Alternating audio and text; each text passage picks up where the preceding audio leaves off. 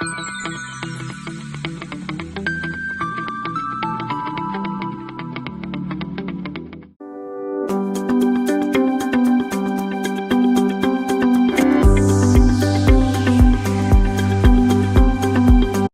students, I am Kinjal Parmar. Welcome back to the video lecture series of Digital Fundamental. Today we will discuss successive approximation A to D converter. So let's start with this successive approximation A to D converter.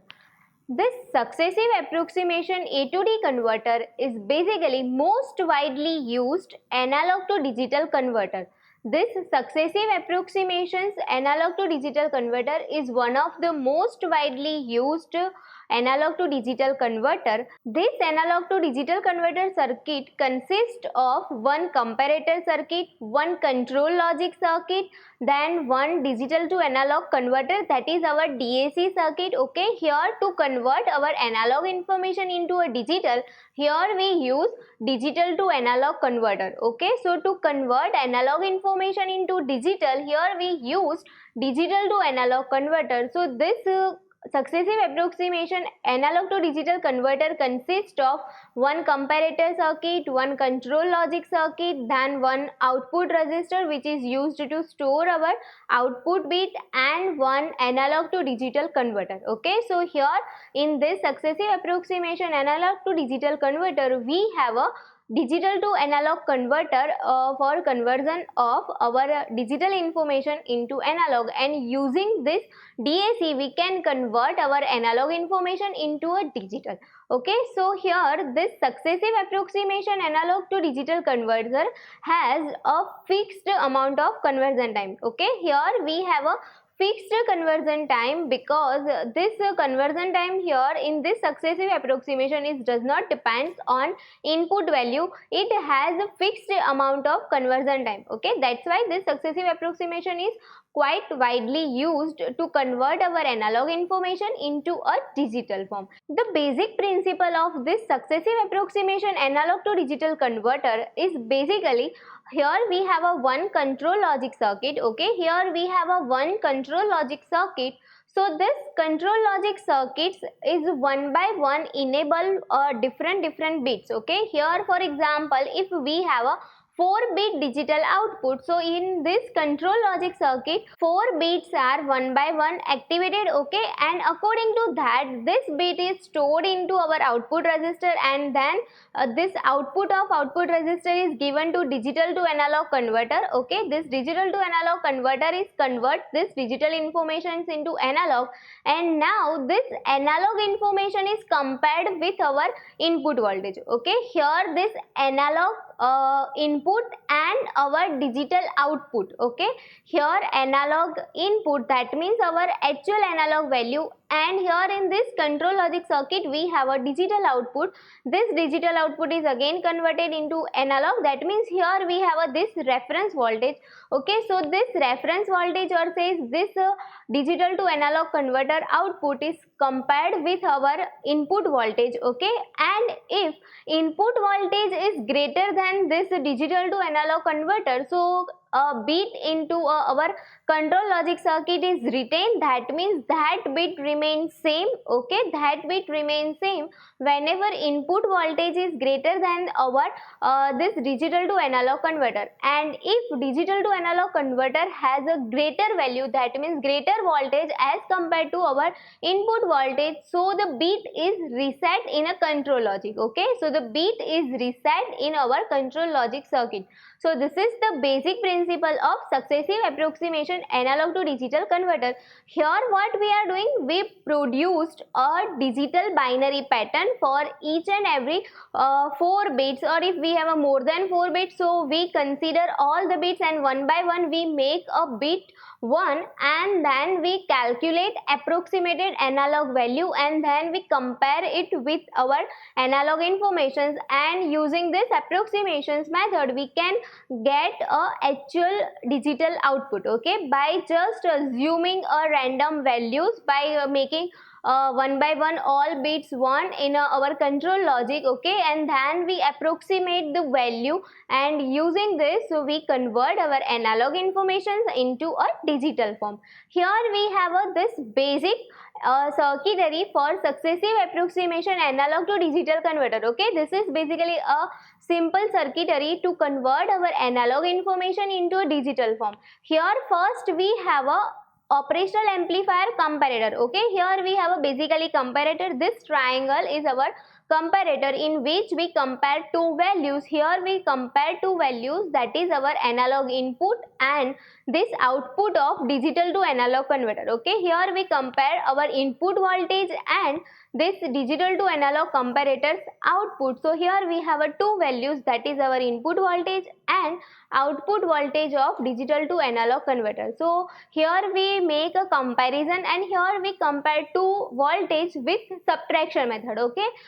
This here comparison is done using subtraction method. For example, if we have two numbers A and B, okay, so if we know that A greater than B or A less than B or A equal B, so we can do subtraction, that means A minus B. So if we calculate A minus B and if result is positive, that means A greater than B. If result is negative, that means A less than B, and if result is 0, so we know that A equals to B, okay. So if we want to compare two input voltages, we have to do a comparison using subtraction method. So here this comparator is basically compare our voltage, okay. So here we have a one plus terminal in which we give this input voltage. In this negative terminal we use this digital to analog comparator's output, okay.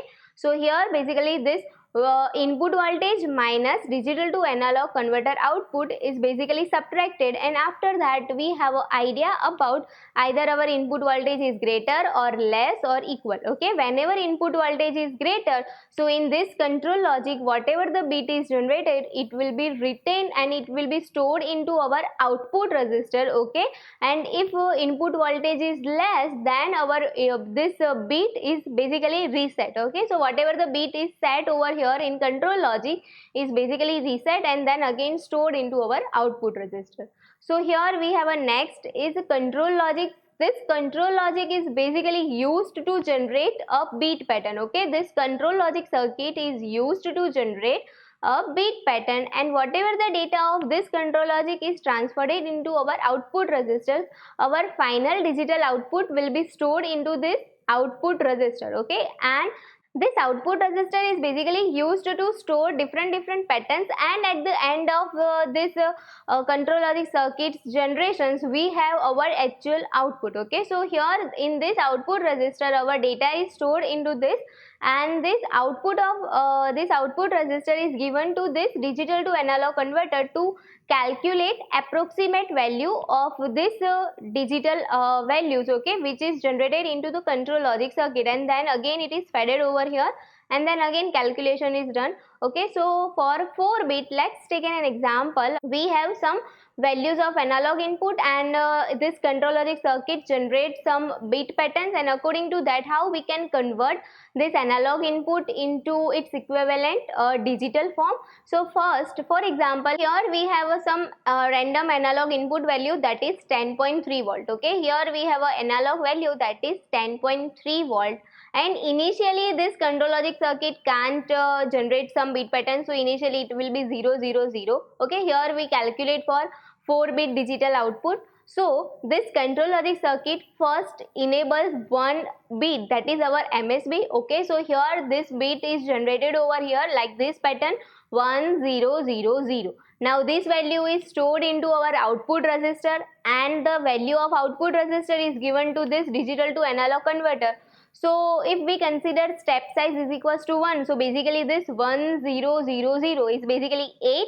So the value of this digital to analog converter we get, that is 8 volt, okay. So here we have a 8 volt whenever we convert this digital information into analog form. So here we have this decimal number 8, and if we consider step size 1, so we have a 8 into 1 volt, that is our step size. So here we have a 8 volt. Now here this output is given to this comparator circuit. So here we have a comparison between 10.3 and 8. Okay, so comparison is done by subtraction method. So here we have a subtraction, that is 10.3 minus 8. So basically here we have an answer, that is 2.3. Okay, so 10.3 minus 8, which is equivalent to 2.3. So here we have a positive value, that means our input voltage is greater than our analog output. Okay, so here this V in is greater than this Vx, that is our approximate value.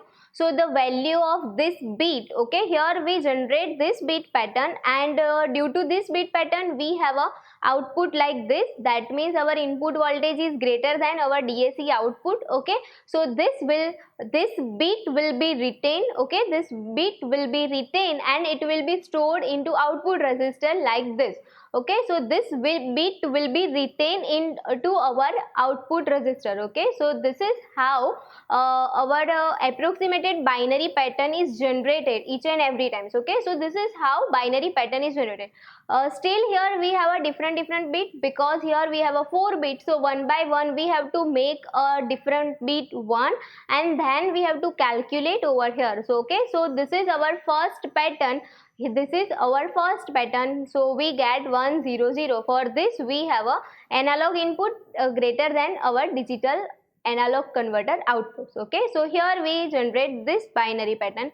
Now next we have to generate for a second bit. Okay, this is our result is generated over here. That means first MSB must be 1 in our result. Okay, so here we decide that first MSB must be 1. Now we generate a second bit, that is 1. Okay, so here we have a 1 1 0. So this bit will be stored into our output resistor now. So here we have a binary pattern, that is 1 1 0 0. Now we generate next binary pattern. We know that our MSB is 1. Okay, now we check for next bit, that is either we have to make this bit 1 or we have to make this bit 0. Okay, so here we have a 1 1 0 0. This data is stored into output resistor. Now this is given to our digital to analog converter circuit. So it will be 1 1 0 0. That means a 12. So it generates analog output, that is 12 volt, and this is again fed over here. Okay, so here we have a comparator's input, that is 10.3 and 12 volt. Okay, so here after comparison we have a 10.3 minus 12, that means minus 1.7. So here we have a negative value. Okay, here we have a negative value. That means our analog input is less than our DAC output. That means our DAC output is greater.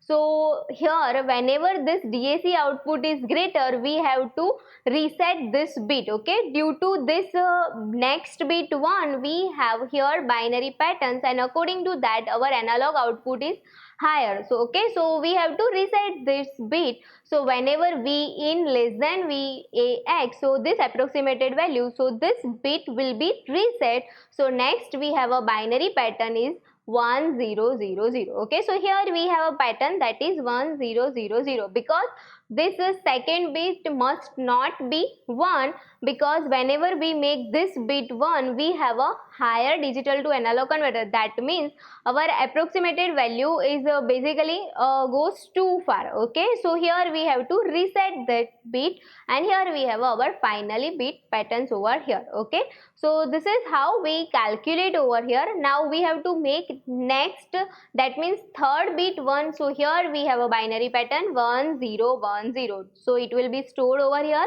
1 0 1 0, and it is given to this digital to analog converter 1 0 1 0. So this is basically a 10. So here we have a 10. Now compare this value. So here we have a 10.3 minus 10, that means 0.3. Okay, so that means a positive value. So we can say that this input voltage is greater than our output. Okay, that means digital analog converter output.